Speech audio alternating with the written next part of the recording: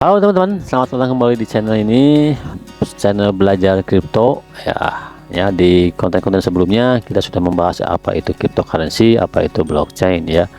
Nah, kita akan membahas mengenai Bitcoin. Mungkin kalian sudah sering mendengar ya, walaupun pemula mungkin karena memang sekarang sudah cukup viral, sudah masuk televisi juga ya Bitcoin ini. Apa sih itu Bitcoin sebetulnya? Kalau kita definisikan secara singkat, teman, secara sederhana, ya Bitcoin itu mata uang ya, tapi mata uang digital ya, tidak ada fisiknya, hanya berupa angka-angka digital saja gitu ya, yang berjalan di blockchain ya.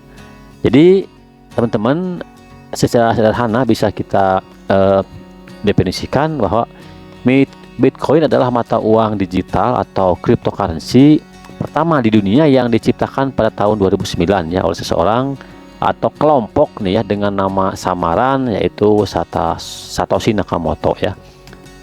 Bitcoin ini dirancang sebagai sistem pembayaran, sebetulnya pembayaran elektronik peer to peer ya, yang memungkinkan transfer nilai secara langsung ya, tanpa perantara teman-teman ya, seperti bank atau pemerintah atau institusi keuangan tertentu.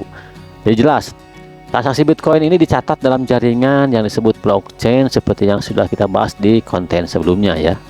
Nah teman-teman, ciri utama Bitcoin itu ada beberapa ciri ya. Yang pertama adalah terdesentralisasi, tersebar ya, tidak terpusat layaknya uang konvensional ya. Jadi tidak ada otoritas pusat seperti pemerintah atau bank sentral yang mengontrol Bitcoin, teman-teman. Nah, jaringan Bitcoin ini dikelola oleh pengguna seluruh dunia melalui komputer yang disebut node. Nah, komputer yang terhubung dengan jaringan node ini dia pengawas gitu ya, pengawas. Jadi ya tidak ada otoritas tertentu atau tidak pihak manapun yang bisa mengontrol Bitcoin, teman-teman ya. Yang kedua, transparansi. Nah, semua transaksi tercatat secara publik dalam blockchain yang dapat diakses siapa saja tentunya ya. Kemudian jumlah koin ini terbatas ya. Total Bitcoin yang dapat ditambang hanya sebanyak 21 juta koin saja. Nah, hal ini membuat Bitcoin ini menjadi langka seperti emas, teman-teman, karena stoknya terbatas ya. Kemudian kelebihannya adalah keamanan, teman-teman. Menggunakan teknologi kriptografi canggih untuk memastikan keamanan transaksi dan penyimpanan. Tentu saja di atas blockchain ini tambah aman, teman-teman ya. Kemudian keunggulan berikutnya adalah anonimitas. Nah, transaksi menggunakan alamat dompet Bitcoin ya, bukan nama pengguna, sehingga memberikan tingkat anonimitas, teman-teman. Tidak seperti kita membuat rekening dompet di bank, pembunuhan KTP segala macam. Kalau di sini enggak ya, dompet atau wallet Bitcoin ini tidak memerlukan identitas, teman-teman ya. Jadi tidak diketahui siapa pemiliknya gitu ya. Bagaimana Bitcoin bekerja? Nah, teman-teman, blockchain ya. Bitcoin itu menggunakan blockchain tentunya seperti yang sudah kita bahas sebelumnya, yaitu buku besar digital yang terdesentralisasi yang mencatat semua transaksi, teman-teman ya. Kemudian sistem bekerjanya Bitcoin pun itu bisa di mining, teman-teman, penambangan ya. Tapi tetap walaupun bisa di mining ya, stoknya yang bisa di mining ini cuma 21 juta koin ya. Nah, Bitcoin baru diciptakan melalui proses mining, dan di mana komputer ini menyelesaikan masalah matematika kompleks, teman-teman, untuk memvalidasi transaksi dan menambahkan blok baru ke blockchain ya. Kemudian transaksi peer to peer. Nah, pengguna dapat mengirim dan menerima Bitcoin langsung ke dan dari orang lain tanpa perantara. Ini, teman, kelebihannya ya, tanpa perantara, tanpa pihak ketiga, sehingga tidak ada delay sama sekali dan biayanya murah ya. Kita bicara lagi manfaat Bitcoin nih. Tentunya transfer cepat dan global ini merupakan manfaat Bitcoin, teman-teman ya. Transaksi Bitcoin bisa dilakukan kapan saja ya, di mana saja, tanpa batas negara, dan dalam waktu cepat ya, cepat, hemat biaya juga ya, murah, karena tidak ada fee atau tidak ada biaya untuk membayar orang ketiga kan, karena peer to peer, langsung orang ke orang gitu ya. Nah, biaya transaksi ini biasanya lebih rendah dibandingkan dengan sistem pembayaran tradisional, jelas ya, karena kita tidak perlu membayar pihak ketiga untuk melakukan transaksi atau mencatat transaksi kita, teman-teman ya. Kemudian perlindungan terhadap inflasi jelas, karena memang jumlah Bitcoin ini terbatas kan. 21 juta koin saja yang bisa di mining atau dihasilkan atau dibuat ya. Tidak bisa ditambah sampai kapanpun ya. Itu jelas menghindari resiko inflasi teman-teman ya.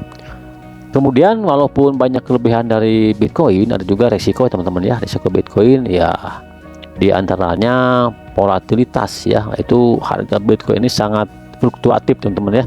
Dapat berubah drastis dalam waktu singkat ya, dapat naik secara drastis dalam waktu singkat, dapat juga turun dalam waktu singkat ya. Nanti kita bahas nih apa penyebabnya ya. Kemudian berikutnya adalah resiko keamanan teman. Jika dompet Bitcoin diretas atau kalau diretas sih nggak mungkin ya. Tapi kalau kita kehilangan sandi privat aset untuk login, jelas itu tidak dapat dipulihkan sama sekali teman, akan hangus gitu ya. Akan tidak ada seorang pun yang bisa membackup selain kita sendiri ya. Makanya jangan sampai sandi prase atau kunci loginnya itu hilang ya untuk dompet Bitcoin ini teman-teman ya. Nah, di beberapa negara pun memang Bitcoin ini masih dilarang dan diatur secara ketat, itu masih dalam bentuk kekurangan Bitcoin ya. Nah, Bitcoin ini teman adalah bentuk uang digital yang inovatif ya sebetulnya, dengan banyak potensi ya, baik untuk investasi maupun alat pembayaran. Namun ya gitu, sifat yang baru dan volatil ini penting untuk memahami risikonya. Bagi kalian yang apalagi pemula baru ya, silahkan riset terlebih dahulu ya sebelum menggunakan atau berinvestasi dalam Bitcoin teman-teman ya. Jadi itu Bitcoin sekilas teman-teman, banyak juga kelebihannya tapi banyak juga kekurangannya ya, kelemahannya ya. Kita harus pandai-pandai dalam berinvestasi ya. Kalaupun memang mau berinvestasi di Bitcoin ya istilahnya kita itu harus siap ya dengan resiko, segala resikonya. Memang yang paling penting ini volatil teman-teman, jadi harganya itu bisa melonjak dengan drastis dalam satu singkat, begitupun dapat turun dalam waktu yang singkat ya. Jadi ada beberapa faktor yang memang mempengaruhi tingkat volatil dari Bitcoin ini ya. Nah, nanti kita akan bahaslah di next video apa yang menyebabkan harga Bitcoin ini bisa begitu drastis naik dan turunnya ya. Untuk kali ini itu aja dulu. Mudah-mudahan ini kita dapat sedikit nih dapat mencerna ya apa itu Bitcoin, apa itu cryptocurrency, sehingga kita nanti membahas next stepnya ini lebih mudah ya. Oke teman-teman, saya ucapkan terima kasih yang sudah nonton dan sudah subscribe. Mudah-mudahan konten saya bermanfaat, dan apabila ada yang ditanyakan silahkan berkomentar di kolom komentar. Bagi yang saya bisa jawab, saya akan usahakan jawab ya. Sekian, terima kasih, wassalam.